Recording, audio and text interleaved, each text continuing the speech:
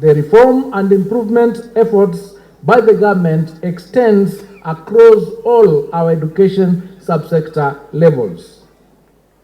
The ambition for a successful and efficient education system extends to the highest level of government, as is frequently demonstrated by His Excellency the President, Dr. William Samoei Ruto. In the past Saturday, His Excellency President granted a historic audience to over 10,000 educators in State House, Nairobi. Just yesterday, His Excellency the President hosted all the Vice Chancellors of public universities for consultations on revamping the university subsector. These initiatives demonstrate that education is a priority sector in the Kenya Kwanza administration. As we prepare for the inaugural transition to grade 10 next year, the government has made an allocation for the construction of 1,600 laboratories in schools that do not have one currently. This is intended to prepare our institutions for the STEM pathway in our senior schools. Ladies and gentlemen, the optimal allocation and utilization of resources requires accurate data. For this reason, and to ensure that all public resources entrusted to the education sector are used and utilized accountably, we undertake an education exercise to guide the disbursements of capitation to all our learning institutions. This exercise will be carried out across all the levels of the education sector to ensure that there is no wastage of resources through the use of wrong data. Correct data is not just useful in terms of capitation, it is also helpful in making other informed decisions on aspects such as deployment of teachers and textbooks and the provision of physical infrastructure. This approach has been productive in the university subsector. After review of the staff to student ratios, for example, in our public universities, we have been able to lower the cost of academic programs to between 15% to 40%, so that program fees in the universities now range between 5,800 and 75,000 per semester. This will ensure that eligible students are not prevented from accessing higher education because of prohibitive fees. As we gather here today, ladies and gentlemen, university staff across several of our public universities are on strike.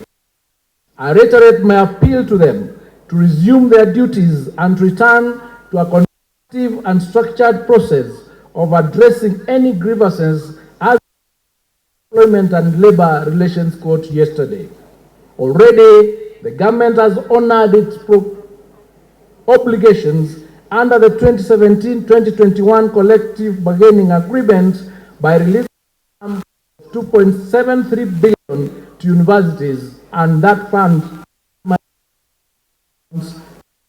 afternoon. With this demonstration of good faith and commitment from the government, university staff must strike and returning to work. Ladies and gentlemen, today's graduates are pioneers of a new and revolutionized era in Tibet because of the reforms that the government is implementing. The graduates have been skilled and trained under the competency-based education and training system with appropriate focus on practical training to prepare them for innovation, entrepreneurship, and industry readiness. With this training, we expect all of you, our dear graduates, to both seize and create opportunities in the world of work. After the remarkable milestone that we are celebrating today, the new territory that you must conquer is to use your knowledge and skills to transform not only your lives, but your societies, your communities, as you play your civic duty in the advancement of our great nation. I congratulate all the graduates today for the hard work. We have listened to your principal, the chairman, and other speakers. It is a solid institution that is graduating solid citizens of this country, and I want to celebrate your success as I welcome you to this other side of citizenship, away from being a student. As Cabinet Secretary for Tourism and Wildlife, I stand before you with conviction that technical and vocational education, that is TVET, is the engine of growth for many sectors, and especially the sector that I serve in, knowing that tourism is one of the greatest enablers of the economy. It creates jobs, it creates opportunities, brings economic empowerment, and promotes communities.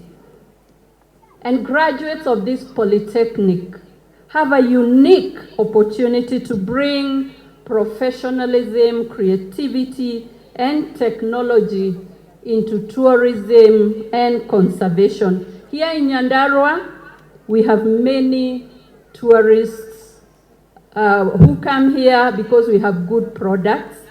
We have the Aberdare National Park that is rich in biodiversity. And by the way, Lake Olbolosat is the only natural lake in the highlands. And that is big. And the students graduating here today with skills in hospitality will have an opportunity to work with us to develop a product around that. We also have cultural heritage, traditional crafts, agritourism opportunities, not forgetting that Nyandarua is the only county outside of Nairobi that has an arboretum. I challenge this polytechnic to position itself as a worthy center of excellence in ecotourism, hospitality, green technologies. And today's graduates, I urge you to embrace the mindset of job creators and entrepreneurs. Honorable Chief Guest, I am pleased to report that since the rollout of CBET curricula in May 2023, TVET institutions nationwide are equipping the youth with skills that are flexible, practical, and globally competitive. This institution stands out, having successfully admitted also the first cohort at the modular training, and now admitting the second cohort of Module 1, and Module 1 proceeding to Module 2 this September. Most encouraging is the strong industry partnership embedded in the delivery of this curriculum with pilot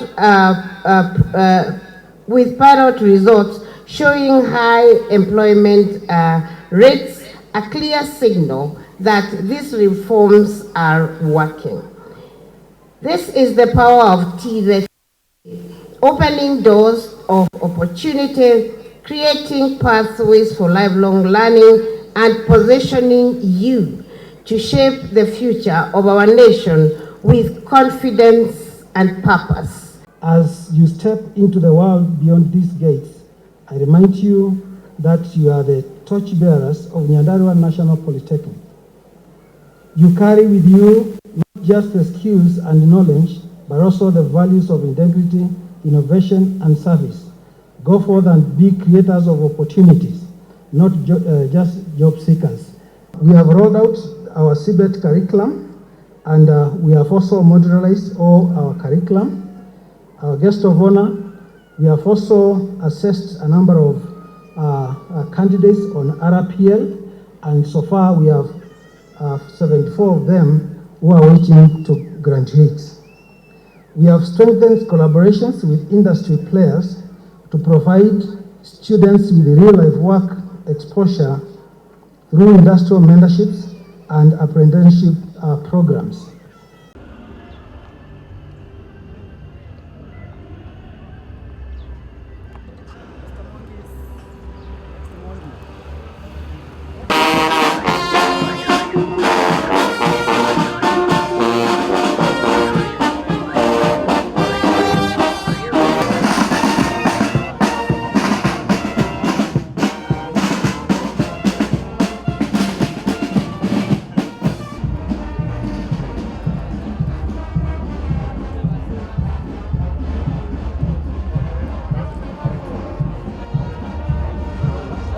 Ya Nyandarua National Poly hatutafika, tumefika tujafika. Tumefika tujafika. Gradation inakaa ni kama ya 10. Si tupe makofi mazuri tafadhali. Bila ya kupoteza wakati.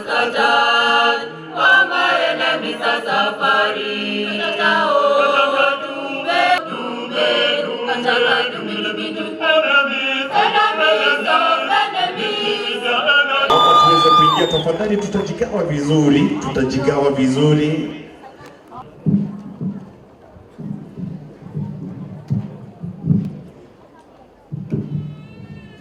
Enemies are what? Oh my enemy.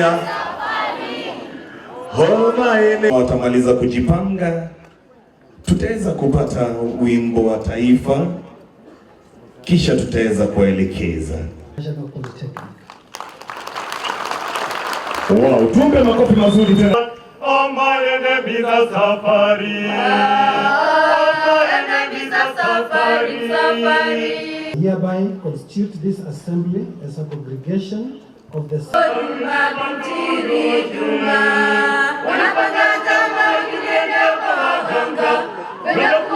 gather together. To our guests today,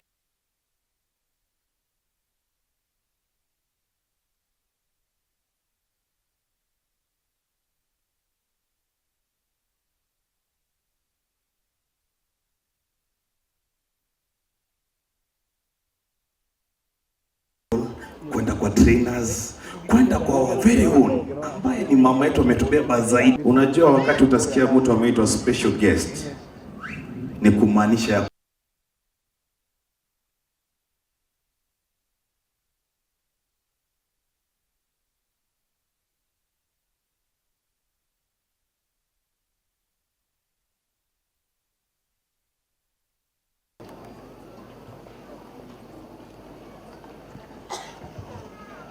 the guests of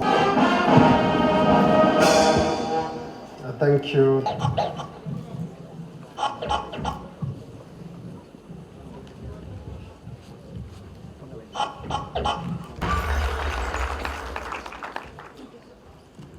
Thank you. A very good morning to all of us. By the powers. Guests of honor, sir, I have the honor to present to you for certification the examiners for the award of the respective artisan certificate. Asante.